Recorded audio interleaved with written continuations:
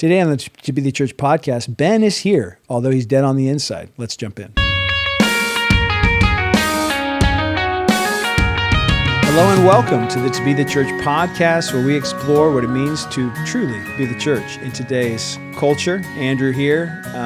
Tyler is away. I believe Tyler is in, he's in another state, dude. He's doing a cohort. Las Vegas. Oh, Vegas. Okay. Checking out the A's future home, the Oakland A's. Mm-hmm. The Vegas A's, I guess, 17 years from now when that finally happens. And so I'm here with Benji, also known as Ben Hameen. Ben, how's it going? It's going okay. Yeah? Yeah. You are on a stretch right now. We'll get straight into it. Let's just cut it up here. All right. Equipping the church to be the church. You're on a stretch right now of 15 consecutive weeks that you have preached, correct? 14. Okay, 14. You got 14 banked, and you're prepping for your 15th. No, I have 13 banked. This Sunday will be 14 with Easter, Good Friday in the middle of it. Yeah, so Good Friday, we'll call that a half sermon. Half sermon. You and I shared the sermon there. So 14.5 Had a weeks. funeral, spoke at a Christian school.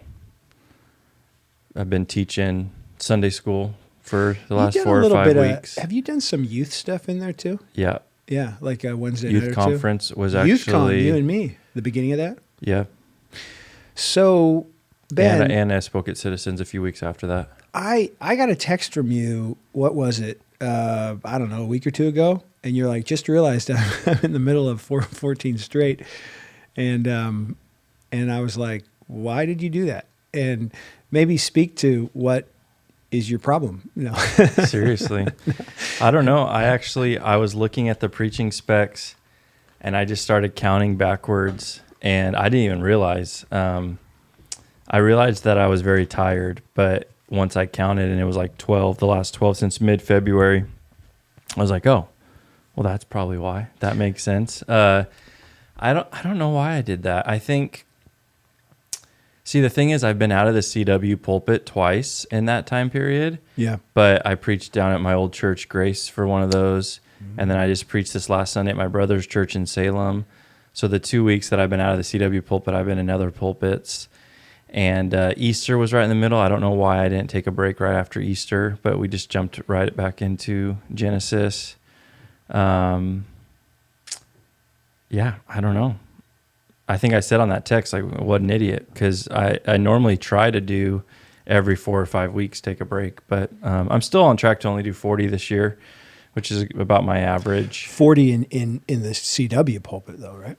Yeah. Yeah. Not counting all the other outside stuff. That's true. Yeah. So a couple more than that, but yeah, it's so what's a normal stretch for you? I mean, different guys like to schedule that differently. What would be the normal, like, you go, man, 3 weeks, 4 weeks, or 5 weeks, that's about, or 6, and I feel really good, and then take a break, or what would you say that average stretch is? I think 4 to 5 weeks is when I start to feel the fatigue from preaching every week. So if I go beyond that, it gets worse.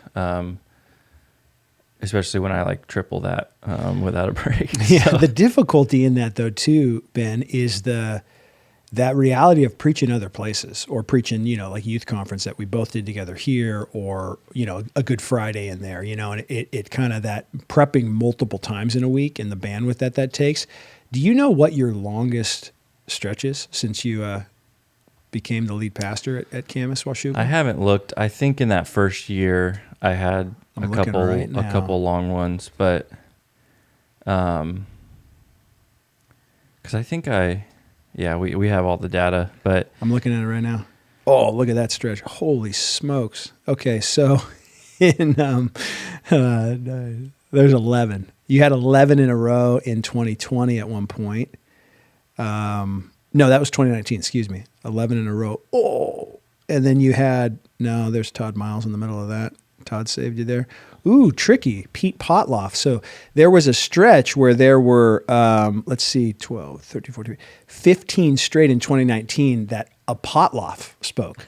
But in the middle there, Pete Pete, your brother gave you a break right in the middle. So I'm thinking that what did I say there? Was that 11 there? Yeah. I'm thinking that 11 in the CW pulpit back in 2019 might have been your, dude, 2020 was so gnarly. Yeah, it's just I'm scrolling through these different years. It looks like, generally speaking, if so that 11, I'm into 2022 now. That 11 looks like your longest stretch in the CW pulpit.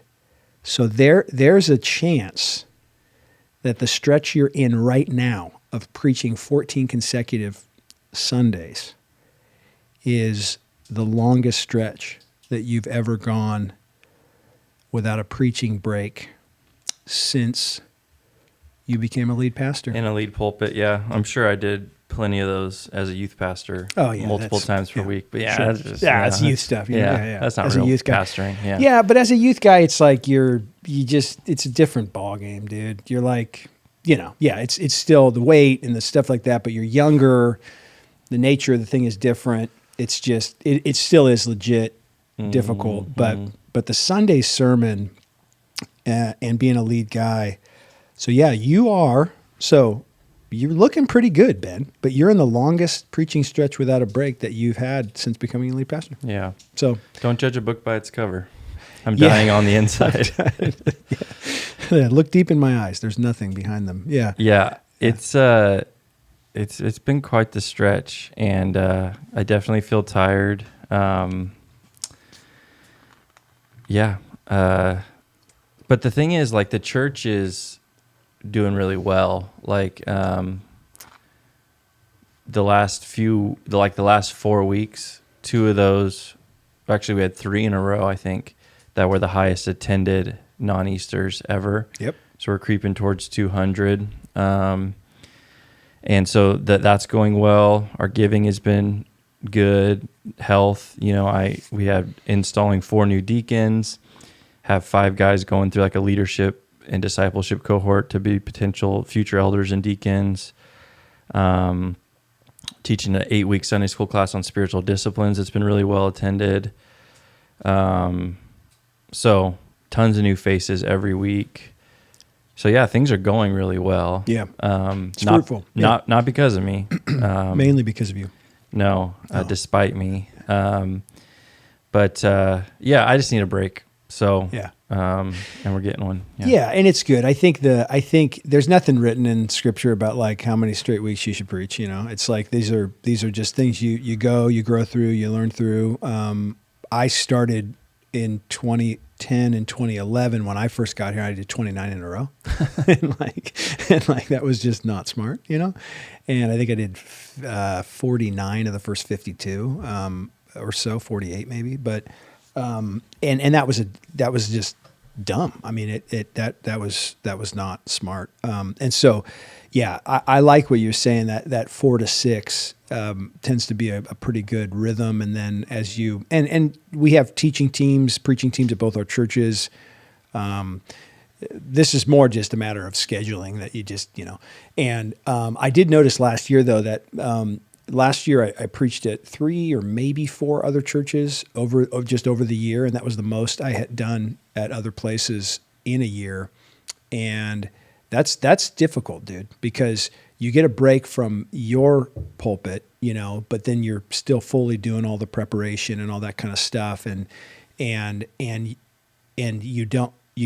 like you've not been there with your people 1 week, and so you don't want to be gone too often, and so it's a bit of a that's a bit of a thing. So well, and I view my primary role is to preach, and so I want to be in there more often than not. But it's just like learning this lesson that I've had to learn many times of like you need to be it's a marathon, not a sprint, and you need to be wise with rest. And I'm like 1 year exactly from when I started my sabbatical last May.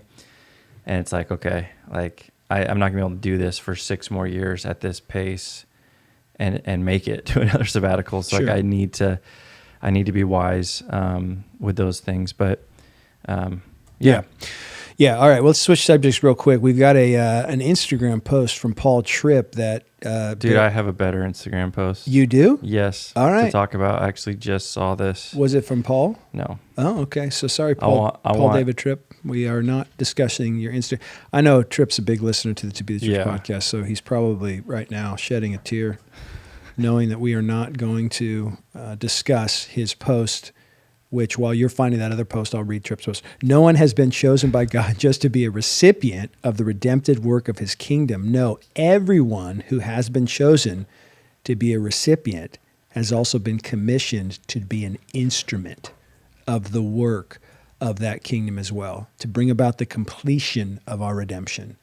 God chooses to use ordinary, messy people to accomplish this extraordinary divine work. So, what'd you think of that one? Dude, legit, man. And I'm preaching Acts 18 this Sunday, which is basically all about that. In fact, I could quote this quote in the sermon, and it would be right on point because you have in the sermon the redemptive work of the kingdom moving forward over I would estimate 2-year period in Corinth and beyond. And so his point there, I think, is good. It's not just that you're a recipient, but you've also been commissioned to be an instrument. Those are the two operative words there. And I would say for the listeners to be the Church podcast, I would actually say the reverse of this is something that should be emphasized just as much.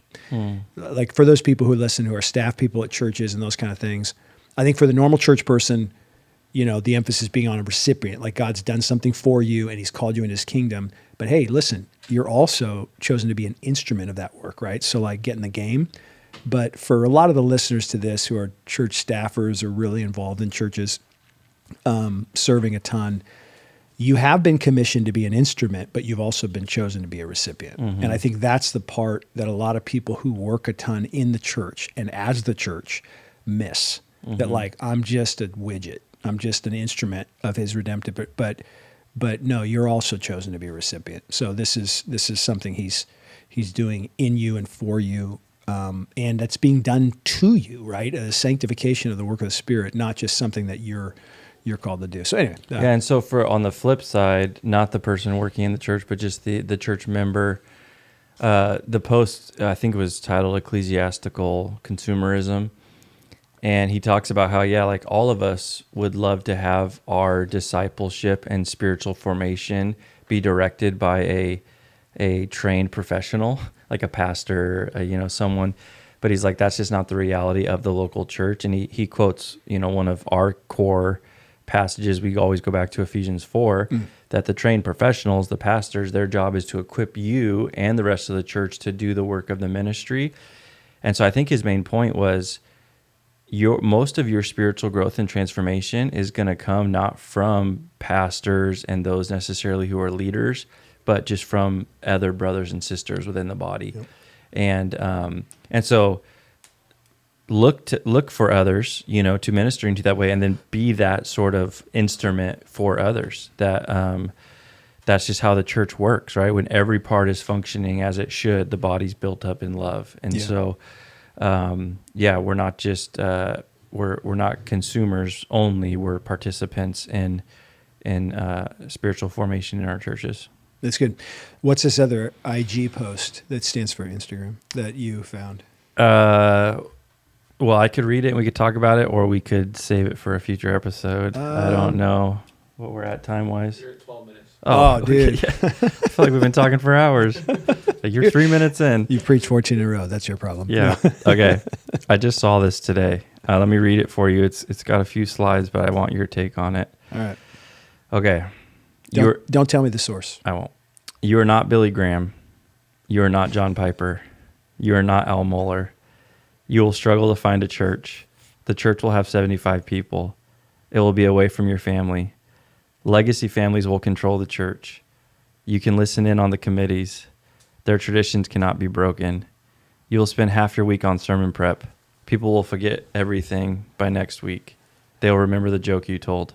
Your children will be taught heresy. They will be the only kids there. They will be strictly judged. You cannot complain about your finances. Nobody cares about your degrees. You cannot afford a place to live. Your wife will envy your time with church members. You will feel guilty about neglecting your family. You will think you're neglecting your flock. You will fall in love with some people. Your closest friends will die. The others will leave. Count the cost before you answer the call to ministry. If you think I'm overstating my case, I'm not. If you think you're the exception, you're not. All the above is just the bare minimum.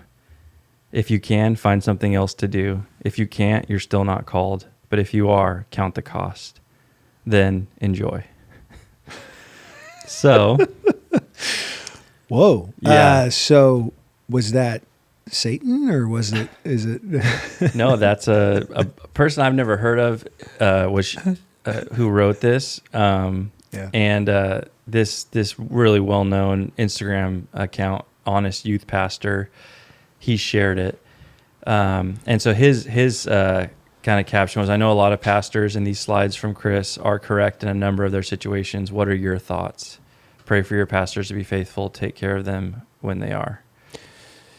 Yeah. The general thought, and the reason I said the Satan thing is it's like, I think that perspective, in the name of realism, is sort of and maybe in some senses it becomes a self-fulfilling prophecy. I think if you go into ministry with that kind of a mindset, the mindset of like, this is going to be horrible and this is always the way it is. And I had people when I was 18, 19, 20, 21, 22, 23, getting married, heading into ministry, preparing for ministry, going to seminary. I had a number of voices that were like that toward me, like, hey, this is good. This is the way it is. This way. And I was always just like, I guess we'll see, like I definitely felt that call, and calling has three aspects to it. The inner impulse, fire in your bones, that you feel this unction, if you will, Martin Lloyd-Jones thing, not in that context, but you feel this like urging that like Paul would say, 1 Timothy 3, aspiration. You aspire. That's a word of desire. It's a word of zeal. So you feel this zeal for ministry. That's only one aspect to the calling, and that in our modern day is like everything, right? Just your own personal stuff. But no, that's one aspect of calling. Second aspect of calling is the laying on the hands of the elders. And this is all through the pastoral epistles, this idea of the external affirmation of the call, right? And then the third thing is the fruit, right? So is there real fruit that is born? And that post is I don't even know, the fruitfulness there is not evident. Obviously, you go to a church of 75 people, it never grows. Everybody, your wife and kids hate the ministry. So I don't know. My thing, super negative, dude. My thing right there is I'm like, dude, go do something else for your like whoever's writing that, whoever's disillusioned by that. Hopefully, you're working a great job that provides for your family. You're plugged into a church and you're being the church, but you probably don't have the emotional health, the experiential fruitfulness, and those type of things to be doing this for a job. I think there are a lot of people in the church, particularly in America, who are quote unquote, doing this type of stuff who really aren't called to do it. And there's no fruitfulness attendant with their ministries over long periods of time. I'm not saying over like a year of hard work or whatever. I'm just saying if you are in ministry and over a long period of time, in the context, like the American church, let's say, there's no fruitfulness whatsoever. Like, this is Spurgeon, lecture to my students, where he's like, basically paraphrasing, like, dude, these dudes get in the pulpit and there's no fruit and they're not called. Like that's what, and that's super paraphrasing from Spurgeon's 5 paragraphs on that theme. But in lecture to my students on this chapter on calling, he talks about that. And so I don't know. The negative Nancy of it all, I'm turned off by, and I also think that it's her sister Debbie Downer. Yeah.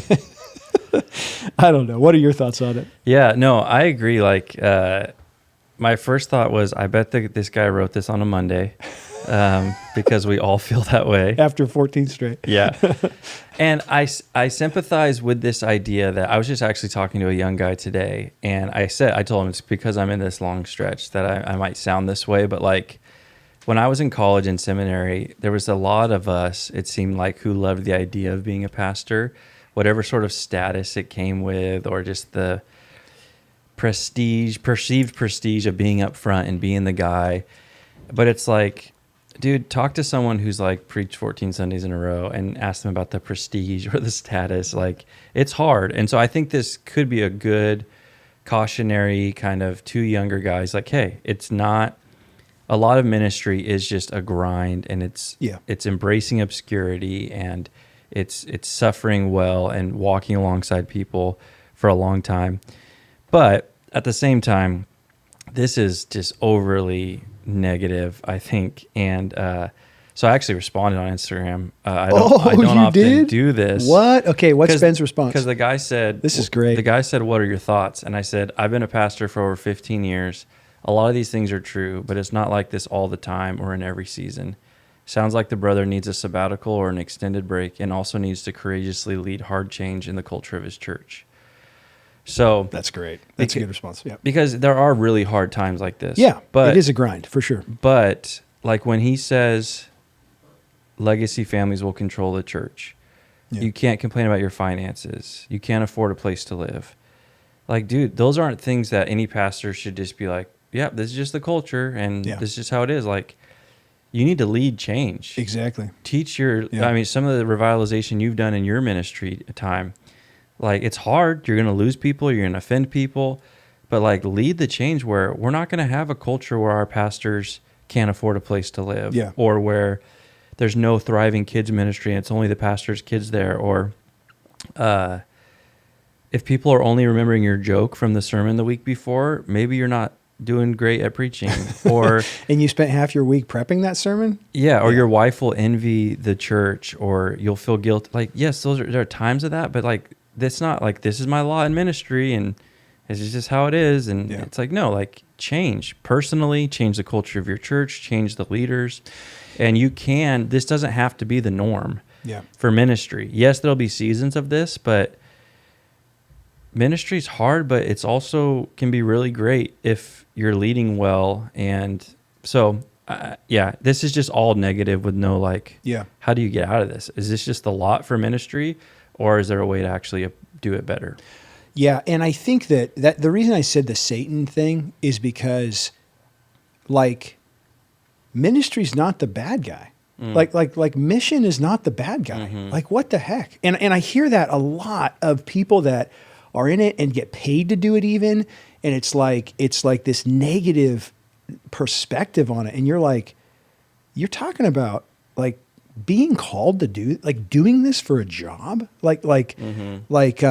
is an amazing privilege. And I think now if your wife envies the church because you don't like come home and care for your wife and, take a weekend or whatever, like you don't do those things, that's on the dude. That's not on the church. That's not on the ministry. But like you said, the whole legacy families control the church. I'm like, not if you're a leader.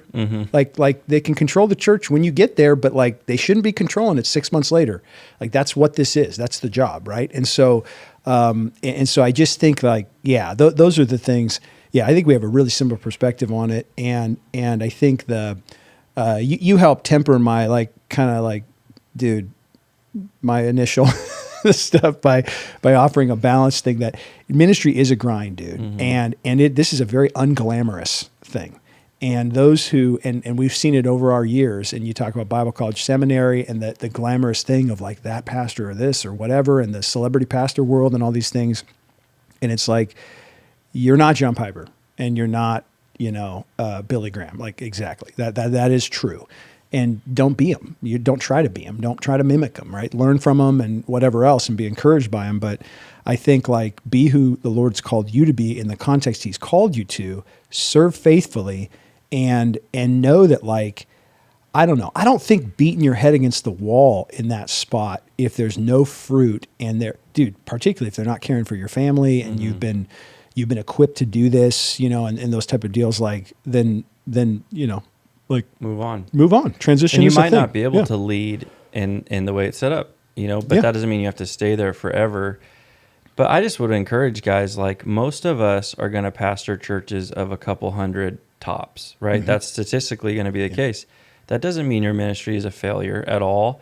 Like, read people like Zach Eswine or Eugene Peterson, or who talk about just embracing ministry is with a people in a place over the long haul, embracing the obscurity of just being the hands and feet and the presence of the good shepherd as an under shepherd to a specific group of people. If you have a church of 75 people that will let you be their pastor, like, that should humble the heck out of you. Yeah, like, for sure. 75 people want to follow me. Like, and again, I mean, if you grow, that's great, but I don't know. There's more to measure faithfulness and success in ministry than just how many people are there, how much money is coming in. Those metrics matter, but you're not necessarily doing anything wrong if you don't have a church of a few thousand. And I mean, obviously, I'm biased because I pastor a small church, but we all have different callings and different giftings, and yeah, that's okay. And it's seasonal too, though, Ben, because it's like this church that I pastor is large, and there were years where it was a couple hundred people, right? Wayne Adams pastored it through the entire decade of the 1950s. It was a few hundred people, right? Mm-hmm. Like in a building on the other side of town that couldn't have grown to beyond a few hundred people, right? And it's like, but this church has been around now 85, 90 years, and it's in a really, like, it's in a really healthy spot at this point. But it's like, you, me, whoever is in that seat, we're stewarding that for the future. You know what I'm saying? So it's almost like a couple of things come to mind, like stay in your lane, each guy, like stay in your lane, that the Lord has assigned to you in that season, knowing that if you faithfully steward that, you might be at a church that you inherit 75 people and it grows to 187 people over, 27 years. And then you hand it off to another guy who you've raised up, and he takes it for the next generation. And it's like, you don't know what that's going to look like in 50 years, And so that's where it's like, steward the moment you're in, be faithful in it. And we're all interim pastors. Yes, 100%, dude. Which the term interim I looked up recently, it means temporary, right? Mm-hmm. Like you're in a temporary position there, and even if you're there for 30 years, and I think thinking that way is really, I think, vital. But don't accept this. That's what I would say. Like, don't accept the negative. Don't accept that like self-fulfilling prophecy of just like, well, this is what it is, And I tend to see guys with this mentality who accept that. And then one of the reasons it continues to be that is because of them, right? Because they're just like, yeah, this is the lot. And they have a negative attitude with it, and no one wants to follow that. And it's just, and their wife hates the situation because they hate it. And, it's just like, man. Or the smallness is like a badge of honor. Like, it's because we're preaching the word and no one wants that. Yeah. And, so that would be not a right way to look at it either. I think just one more thing about what you were saying. I was just talking to our guys who are kind of in this leadership cohort at our church. We read What is a Healthy Church by Mark Dever, and we were talking about why do we want to be a healthy church? And I was telling them, like, we want to be a healthy church to benefit the church family now, but down the road, I want to pass this off to our kids and grandkids, and I want them to be able to look back like, man, I'm thankful for those pastors and elders of what they built here. Yeah. And how we're reaping the benefits, just like, CW is reaping the benefits not only of NGC's history, but Daryl and Parkside and the things they did. And like, we're all standing on the shoulders of giants, or whatever that phrase is, dude, that's to be the church phrase right there. Yeah. But so, that's a good way to think of ministry, is like, this is not my role forever. How am I going to pass this off to the next guy or the next team of elders? And so that really matters too. Yeah, be a good steward of it. All right, that's a wrap.